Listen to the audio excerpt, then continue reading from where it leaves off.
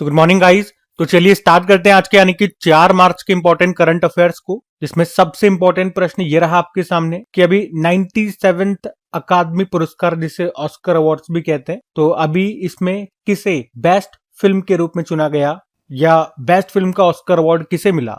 तो आंसर होगा एनोरा को। तो ऑस्कर अवार्ड जिन्हें हम अकेडमी अवार्ड्स भी कहते हैं, याद रखना पहले तो इस बार इसका कौन सा संस्करण था, 97 नंबर का एडिशन था। इसका आयोजन अमेरिका के लॉस एंजल्स के डॉल्बी थिएटर में आयोजित हुआ। मेन बात करते हैं कंटेंट की, 4 मेन बातें याद रखनी है आपको। Best film, best actor, best actress और बेस्ट डायरेक्टर। तो बेस्ट फिल्म आपने कहा एनोरा है, बेस्ट एक्टर एंड्रियन ब्रॉडी है द ब्रूटलिस्ट मूवी के लिए, बेस्ट एक्ट्रेस माइके मेडिसन है एनोरा मूवी के लिए और बेस्ट डायरेक्टर है सीन बेकर एनोरा मूवी के। बस ये 4 बातें। कोई भी आप इस तरह का फिल्म अवार्ड्स पढ़ते हो तो ये 4 बातें आप याद रखा करो। अच्छा, यहाँ पे एक स्टैटिक प्रश्न बन जाता है कि वो पहले भारतीय कौन थे जिनको ऑस्कर अवार्ड मिला था? तो वो थी Bhanu Athaiya. Costume designing category में उनको ऑस्कर अवार्ड मिला था। कौन सी फिल्म के लिए? गांधी मूवी के लिए 1982 में। और सबसे लेटेस्ट में अगर बात करें ऑस्कर अवार्ड किन भारतीयों को मिला था, तो ये बात है 2023 की। एक मिला था एम किरावनी को, उन्हें जो गाना है ना RRR मूवी का नाटू नाटू, उसके लिए मिला था, जिसके संगीतकार हैं एम किरावनी और गीतकार हैं चंद्र बोस। अच्छा, इसी के साथ बेस्ट डॉक्यूमेंट्री है एलिफेंट विस्पर्स, उसके लिए कार्तिकी गोंसाल्वेस और गुनीत मोंगा को भी मिला था ऑस्कर अवार्ड 2023 में। अब जिस तरह से हमने यहाँ पे ऑस्कर पुरस्कार की बात की, मैं कुछ और अवार्ड्स आपको रिवाइज कराता हूँ जो हमने 2025 में अभी पढ़े हैं। एक तो आपको याद होगा बाफ्ता अवार्ड हमने पढ़ा था। बाफ्ता मतलब होता है British academy of film and television art, और इस बार इसका 78th एडिशन था। इसमें भी 4 बातें याद रखेंगे। बेस्ट फिल्म इसमें कॉन्क्लेव रही थी, बेस्ट एक्टर एंड्रियन ब्रॉडी थे द ब्रूटलिस्ट के लिए, बेस्ट एक्ट्रेस वही है माइके मेडिसन एनोरा मूवी की, बेस्ट डायरेक्टर ब्रेडी कॉर्बेट है द ब्रूटलिस्ट मूवी के। इसके अलावा हमने गोल्डन ग्लोब अवार्ड्स के बारे में पढ़ा। इस बार इसका 82 नंबर का एडिशन था। इसमें भी 4 बातें देखो। बेस्ट मूवी रही the Brutalist, best actor Adrien Brody the Brutalist movie के लिए, बेस्ट एक्ट्रेस, इसमें बेस्ट एक्ट्रेस अलग है Fernanda Torres I am still here movie के लिए, और बेस्ट डायरेक्टर है Brady Corbet the Brutalist movie के लिए। अच्छा, इसके अलावा एक नाम हमने और पढ़ा था, चंद्रिका टंडन का नाम। ये भारतीय मूल की अमेरिकी संगीतकार है चंद्रिका टंडन। अभी 67 नंबर के ग्रैमी अवार्ड्स में इनकी एल्बम है त्रिवेणी, उसके लिए इनको ग्रैमी पुरस्कार मिला था। तो ये नाम भी जरा ध्यान में रखना, ठीक है। तो इसी तरह के जितने भी अभी तक प्रश्न बने थे वो सारे मैंने आपको रिवाइज करा दिए, ध्यान में रखना। अगला प्रश्न देखते हैं। फिर अगले में पूछ रहे हैं, हाल ही में बार काउंसिल ऑफ इंडिया के अध्यक्ष के रूप में अभी पुनः किसे निर्वाचित किया गया? तो आंसर होगा मनन कुमार मिश्रा को। तो अभी मनन कुमार मिश्रा को बार काउंसिल ऑफ इंडिया के अध्यक्ष के रूप में फिर से नियुक्त किया गया है। वे लगातार 7वीं बार बार काउंसिल ऑफ इंडिया के अध्यक्ष बने हैं। तो एक तो इनका नाम याद रखना। बाकी चलो अपॉइंटमेंट वाला प्रश्न है, तो 2025 में कुछ इंपॉर्टेंट अपॉइंटमेंट्स ही मैं आपको रिवाइज करवा देता हूं। जैसे कि देखो, अभी भारतीय एथलेटिक्स महासंघ के अध्यक्ष बने थे बहादुर सिंह सागू। इसी के साथ याद रखना भारतीय ओलंपिक संघ के अध्यक्ष पीटी उषा है। भारतीय पैरालंपिक संघ के अध्यक्ष देवेंद्र झाझरिया हैं। बीसीसीआई के लोकपाल बने थे अरुण मिश्रा। भारत के लोकपाल अभी दूसरे नंबर के कौन है? अजय माणिकराव खानविलकर है। प्रधानमंत्री संग्रहालय और पुस्तकालय समिति के अध्यक्ष नृपेंद्र मिश्रा बने। Directorate general of civil aviation के प्रमुख फैज अहमद किदवई बने। यूआईडीएआई के नए सीईओ भुवनेश कुमार बने थे। यूआईडीएआई मतलब unique identification authority of India. CRPF के डायरेक्टर जनरल ज्ञानेंद्र प्रताप सिंह बने। 2025 के लिए भारतीय कंपनी सचिव संस्थान institute of company secretaries of India के अध्यक्ष बने थे धनंजय शुक्ला। और मेरिलेबॉर्न क्रिकेट क्लब का नया सदस्य चुना गया था जयशाह को, ठीक है। तो यहाँ पे ये 10 इंपॉर्टेंट अपॉइंटमेंट्स मैंने आपको रिवाइज कराया आज, इनको ध्यान में रखना। अगला प्रश्न देखते हैं। फिर अगले में पूछ रहे हैं, हाल ही में रणजी ट्रॉफी खिताब किसने जीत लिया? तो आंसर होगा विदर्भ ने। तो रणजी ट्रॉफी ये भारत में खेली जाने वाली एक प्रथम श्रेणी क्रिकेट चैंपियनशिप है, जिसका आयोजन बीसीसीआई करता है, जिसकी शुरुआत होती है 1934 में। लेकिन आपको बता दूं, इसे शुरुआत में भारतीय क्रिकेट चैंपियनशिप कहा जाता था। फिर 1935 में इसका नाम महाराजा रणजीत सिंह के नाम पर रखा गया, जो कि अंतरराष्ट्रीय क्रिकेट खेलने वाले पहले भारतीय थे। तब से ही इसको रणजी ट्रॉफी के नाम से जानते हैं। और अभी जो रणजी ट्रॉफी का आयोजन हुआ फाइनल, जिसका नागपुर में हुआ, ये 2024-25 का संस्करण था और इसको जीत लिया विदर्भ ने। विदर्भ ने तीसरी बार इसको जीता है। विदर्भ टीम के कप्तान थे अक्षय वाडकर। यहाँ पे विदर्भ ने फाइनल में किसको हराया? केरल की टीम को हराया। अच्छा, जो इसका पहला संस्करण हुआ था ना, हमने कहा 1934 में खेला गया था, तो जो पहला संस्करण था वो किसने जीता था? वो बॉम्बे ने जीता था और इस बार का जीत लिया विदर्भ ने। तो सिंपल सा याद रखना है कि रणजी ट्रॉफी 2024-25 का खिताब किसने जीता? विदर्भ टीम ने जीता है। किसे हराया है? केरल को हराया है। ये हमें एक लाइन में बात याद रखनी है। अब देखो, यहाँ पे क्रिकेट से ही संबंधित कुछ करंट अफेयर्स के प्रश्न मैं आपको रिवाइज कराता हूँ। जैसे कि अभी 32वीं विजय हजारे ट्रॉफी 2024-25 को कर्नाटक ने जीता था। यहाँ पे विदर्भ को हराया था इसने। आईसीसी अंडर 19 वुमेन्स टी20 वर्ल्ड कप 2025 का दूसरा संस्करण ये हुआ मलेशिया में। अभी ये हो चुका है, तो आप मुझे बताइए इसमें विजेता कौन रहा। बाकी ICC men's cricketer of the year चुने गए जसप्रीत बुमराह, इन्हें सर गारफील्ड सॉबर्स अवार्ड में मिला। और ICC women's cricketer of the year की बात करोगे तो मेली केर चुनी गई, न्यूजीलैंड की है और इन्हीं को मिलता है Rachael Heyhoe Flint trophy. Marylebone cricket club का नया सदस्य जयशाह को चुना गया। ऑस्ट्रेलिया ने लगातार तीसरी बार आईसीसी वुमेन्स चैंपियनशिप ट्रॉफी को जीता। दूसरे स्थान पे भारत रहा। अभी बीसीसीआई अवार्ड्स दिए गए, तो दो इंपॉर्टेंट अवार्ड याद रखो इसलिए में। एक तो पॉली उम्रीगर अवार्ड, जो कि बेस्ट इंटरनेशनल क्रिकेटर को दिया जाता है, पुरुषों में दिया गया जसप्रीत बुमराह को। और colonel CK Naidu lifetime achievement award पुरुषों में मिला ये सचिन तेंदुलकर को। अभी ग्रामीण क्रिकेट लीग शुरू करने वाला पहला राज्य बना था बिहार। आपको पता है चैंपियंस ट्रॉफी चल रही है, कहाँ पे, कौन होस्ट कर रहा है? पाकिस्तान और यूएई में। मतलब भारत के जो भी मैच है वो सारे कहाँ पे होने? यूएई में। और इसका ऑफिशियल सॉन्ग भी आया था अभी, जिसका नाम है जीतो बाजी खेल के, जिसको गाया है आतिफ असलम ने। और अभी हमने पढ़ा था वनडे क्रिकेट के इतिहास में सबसे तेज 14,000 रन बनाने वाले बल्लेबाज बन गए कौन? विराट कोहली।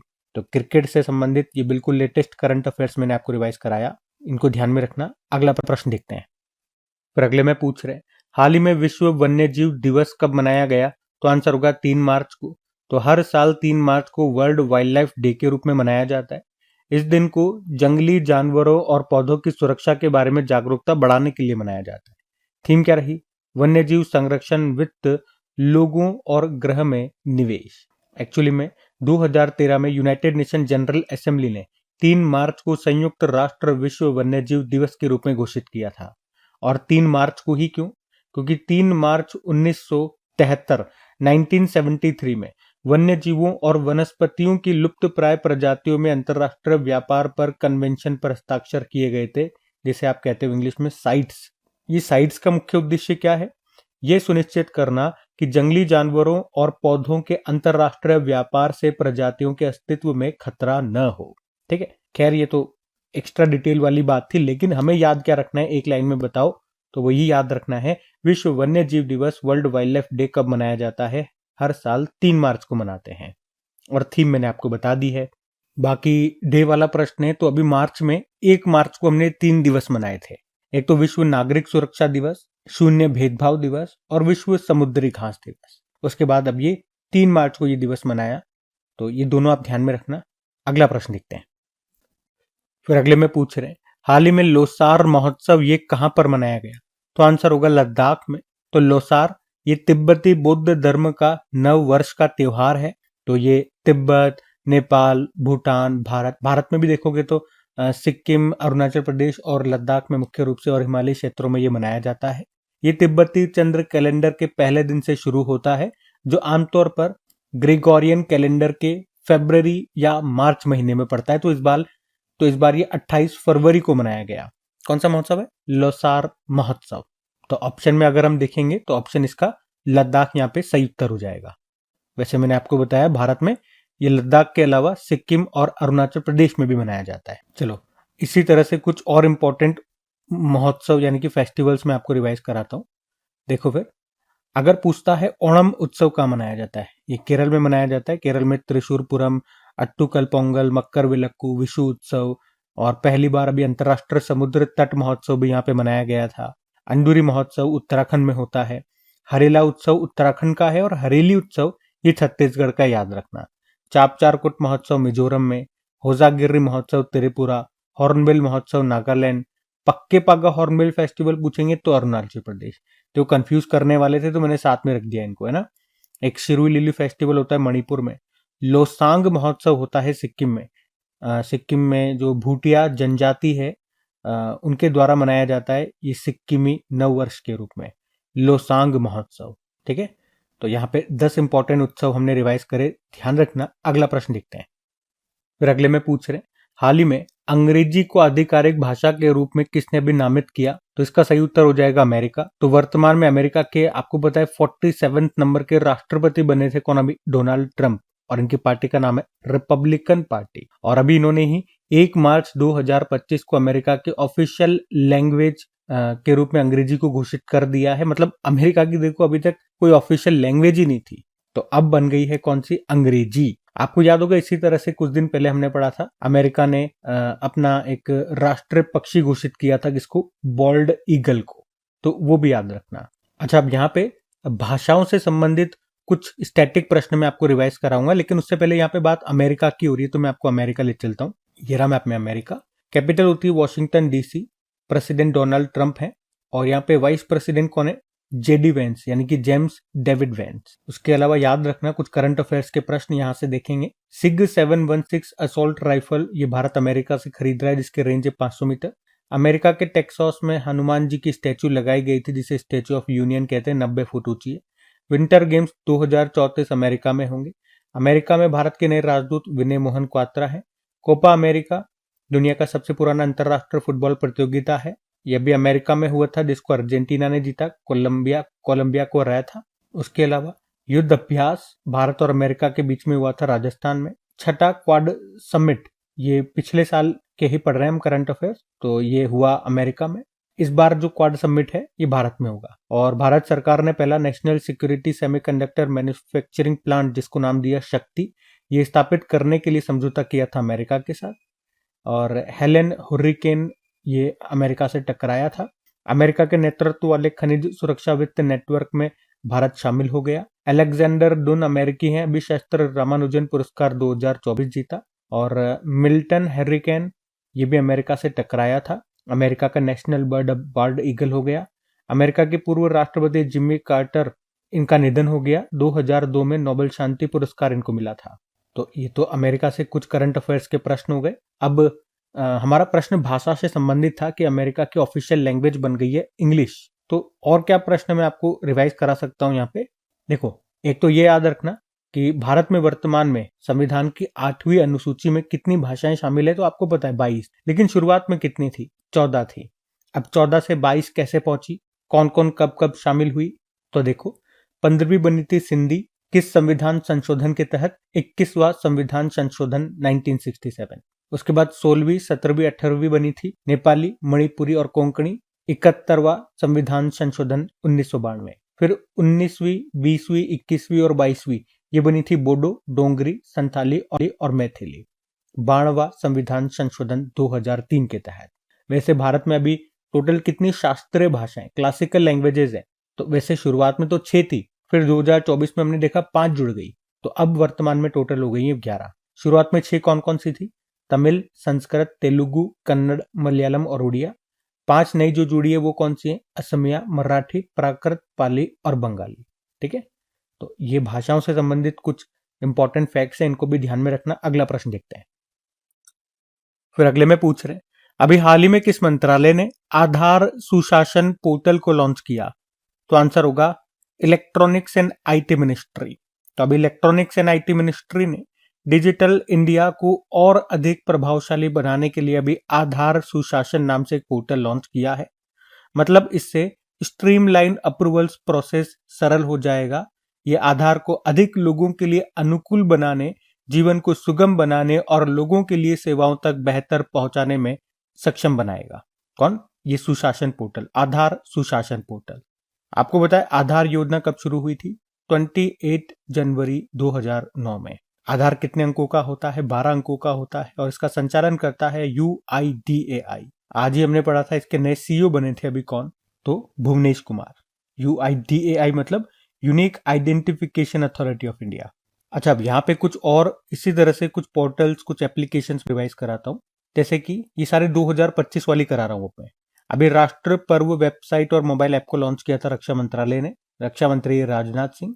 गुजरात सरकार ने भाषा संबंधी बाधाओं को दूर करने के लिए स्वर नाम से एक प्लेटफॉर्म लॉन्च किया था। और मात्र मृत्यु दर को कम करने के लिए सर्जन मोबाइल ऐप लॉन्च किया पंजाब ने। केंद्र सरकार ने संपत्तियों की ई नीलामी के लिए बैंक नेट पोर्टल लॉन्च किया। केंद्र सरकार ने बहुभाषी शिक्षा को बढ़ावा देने के लिए कौन सा ऐप लॉन्च किया था? अनुवादिनी। गृह मंत्री अमित शाह ने सीबीआई के एक पोर्टल को लॉन्च किया, उसका नाम है भारत पोल। और अभी रक्षा मंत्री जी ने युद्ध क्षेत्र पर्यटन को बढ़ावा देने के लिए भारत रणभूमि दर्शन ऐप लॉन्च किया। कंपनियां अपने डॉक्यूमेंट्स ऑनलाइन फॉर्मेट में रख सकती है, उसके लिए सरकार ने एक डिजिटल प्लेटफॉर्म लॉन्च किया एनटीटी लॉकर नाम से। और सम्मान संजीवनी ऐप को हरियाणा ने लॉन्च किया। भारतीय रेलवे ने रेलवे सेवाओं को एक ही प्लेटफॉर्म पर एकीकृत करने के लिए स्वरेल ऐप लॉन्च किया था। आई स्पोर्ट पोर्टल को सेबी ने लॉन्च किया। उसके अलावा रक्षा मंत्री राजनाथ सिंह ने युद्ध क्षेत्र निगरानी प्रणाली को लॉन्च किया, उसका नाम संजय है। और फीस्ट सॉफ्टवेयर को इसरो ने लॉन्च किया था। ठीक है, तो यहाँ पे भी हमने 13 इससे संबंधित और एक्स्ट्रा प्रश्न रिवाइज कर लिए, इनको भी ध्यान में रखना। अगला प्रश्न देखते हैं। अच्छा, वैसे electronics and IT minister of India कौन है? हमारे अश्विनी वैष्णव है, ध्यान रखना। अगला प्रश्न देखते हैं। फिर अगले में पूछ रहे, अभी हाल ही में किस उपग्रह ने, किस सैटेलाइट ने सोलर फ्लेयर कर्नेल की पहली तस्वीर ली है? तो आंसर होगा आदित्य L1। अच्छा, ये सोलर फ्लेयर या कर्नेल क्या होता है? तो सूर्य के वातावरण में बहुत शक्तिशाली मैग्नेटिक फील्ड यानी कि चुंबकीय क्षेत्र होता है। और कभी कभी ये चुंबकीय क्षेत्र अचानक टूट जाता है या इसमें बदलाव हो जाता है, जिससे एक विशाल ऊर्जा का ब्लास्ट होता है। तो इस विस्फोट को ही सौर ज्वाला या सोलर फ्लेयर कहते हैं। और जब सौर ज्वाला फूटती है तो उसमें कुछ बहुत चमकीले और गर्म बिंदु, ब्राइट स्पॉट्स होते हैं, इन्हीं को सोलर फ्लेयर कार्नेल कहते हैं। और अभी भारत का जो पहला सोलर मिशन है आदित्य L1, इसी ने सोलर फ्लेयर कार्नेल की पहली तस्वीर ली है, इस कारण से ये चर्चा में है। तो आदित्य L1 में जो एक सोलर अल्ट्रावायलेट इमेजिंग टेलीस्कोप लगा हुआ है, उसी के द्वारा ये तस्वीर ली गई है। अब बात यहाँ पे आदित्य L1 की है। हमारा जो पहला सूर्य मिशन है वो आदित्य L1 है ये। और आपको पता है इसे कब लॉन्च किया गया था? 2 सितंबर 2023 को इसरो ने इसको लॉन्च किया था। किस रॉकेट से? PSLV C57 से। यहाँ पे L1 का मतलब होता है लैग्रेंज पॉइंट 1। ये सूर्य और पृथ्वी के बीच में ऐसे बिंदु हैं जहां पर गुरुत्वाकर्षण बल दोनों का बराबर होता है। यहाँ पर अगर कोई ऑब्जेक्ट होगा तो वो न तो सूर्य की तरफ गिरेगा न पृथ्वी की तरफ गिरेगा, क्योंकि दोनों का ग्रेविटेशनल फोर्स यहाँ पर बराबर है। और इसके प्रधान वैज्ञानिक का नाम याद रखना, डॉक्टर शंकर सुब्रमण्यम है। और प्रोजेक्ट डायरेक्टर का नाम निगार साध जी है। आप ही में से एक स्टूडेंट ने बताया था कि उनके एग्जाम में ये प्रश्न आया था, प्रोजेक्ट डायरेक्टर का नाम पूछा गया था। और ये हर बार जब भी हम इसका रिवीजन करते हैं मैं आपको बताता हूँ, तो ये ध्यान में रखना आज। अगला प्रश्न देखते हैं। फिर अगले में पूछ रहे, अभी हाल में कॉरपोरेट बॉन्ड मार्केट को सरल और सुलभ बनाने के लिए बॉन्ड सेंट्रल नाम से एक पोर्टल को किसने लॉन्च किया? तो आंसर होगा सेबी ने। तो अभी सेबी यानी कि security and exchange board of India ने बॉन्ड सेंट्रल नाम से एक पोर्टल को लॉन्च किया है, जिसका उद्देश्य है कॉरपोरेट बॉन्ड मार्केट में ट्रांसपेरेंसी को बढ़ाना, इन्वेस्टर्स को आसानी से बॉन्ड रिलेटेड इंफॉर्मेशन उपलब्ध कराना। तो इसके माध्यम से सभी बॉन्ड रिलेटेड जो भी डेटा है इस पर उपलब्ध होंगे। ये कॉरपोरेट बॉन्ड मार्केट में ट्रांसपेरेंसी इंप्रूव करेगा, यानी कि पारदर्शिता को बढ़ावा देगा। अब बात सेबी की हो रही है, सेबी ने इसको लॉन्च किया, तो सेबी के बारे में जानते हैं। देखो, सेबी मतलब क्या हो गया? Security and exchange board of India. इसकी स्थापना 1988 में भारत सरकार की तरफ से कर दी गई थी, लेकिन आधिकारिक तौर पर सेबी को कानूनी मान्यता मिलती है 1992 में। हेडक्वार्टर मुंबई में हो गया और अभी इसके नए अध्यक्ष बन गए तुहिन कांत पांडे। इन्होंने रिप्लेस किया था जो इसकी पहली महिला अध्यक्ष थी माधवीपुरी बुच को। अच्छा, सेबी के हमने कहा सबको बताया पहली महिला अध्यक्ष कौन है? माधवीपुरी बुच।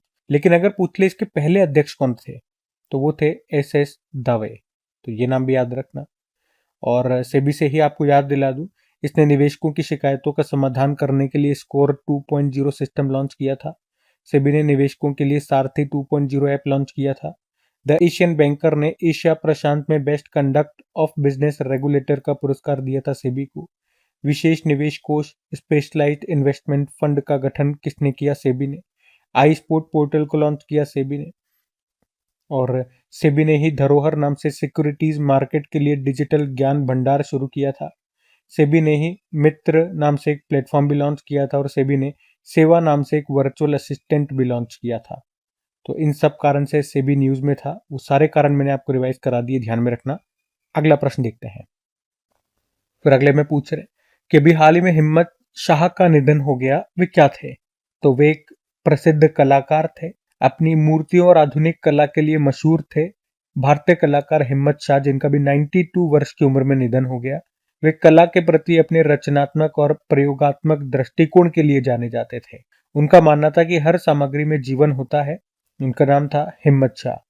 उनका जन्म लोथल में हुआ था। कई तरह के पुरस्कार इन्होंने जीते, जैसे कि कुछ एक में बताऊं तो ललित कला अकादमी राष्ट्रीय पुरस्कार 2 बार मिला उन्हें, 1956 और 1962 में।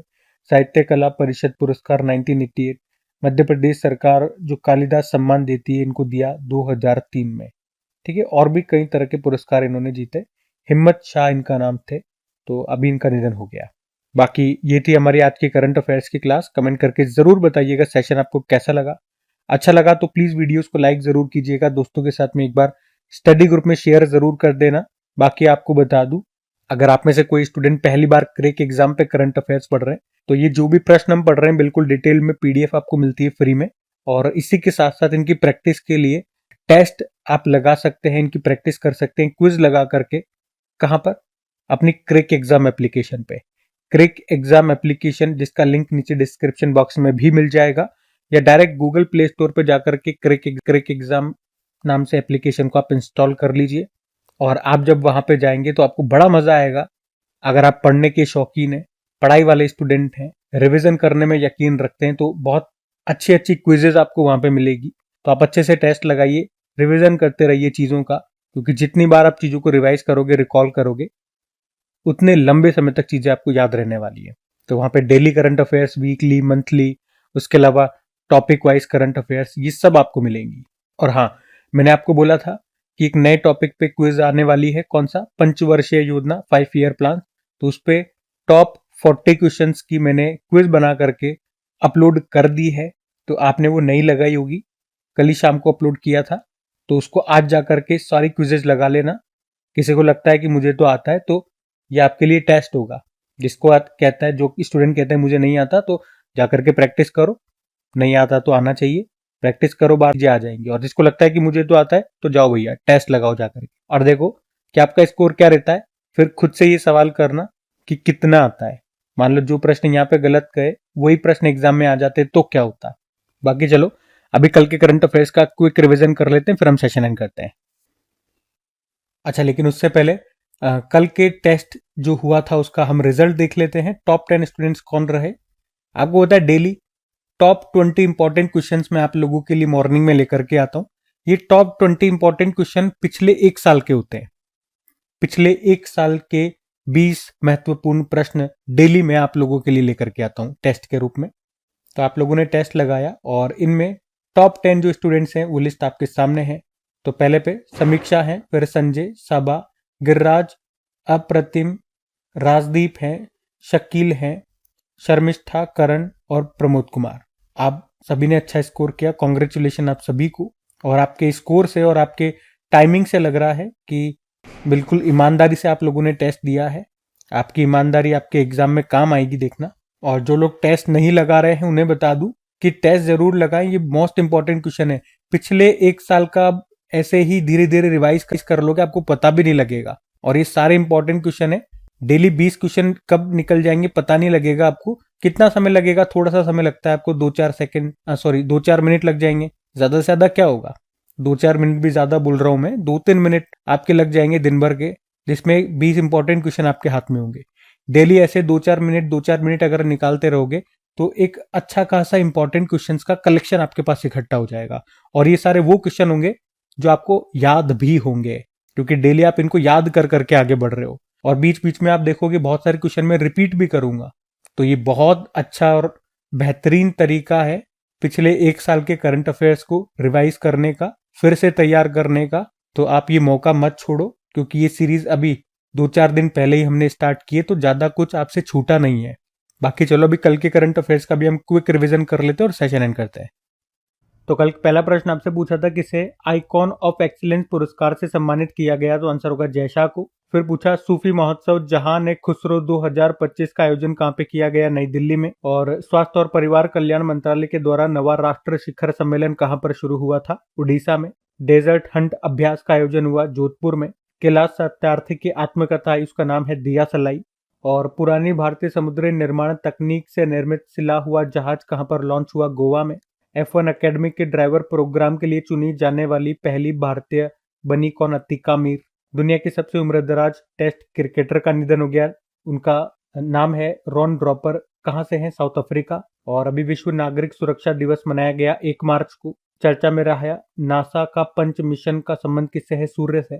केंद्रीय मंत्री सर्बानंद सोनोवाल ने एक राष्ट्र एक बंदरगाह नाम से एक पहल और एक मैत्री ऐप को अभी कहाँ लॉन्च किया, Mumbai. S&P global sustainability ranking 2025 में शामिल होने वाला एकमात्र भारतीय बैंक बना यस बैंक।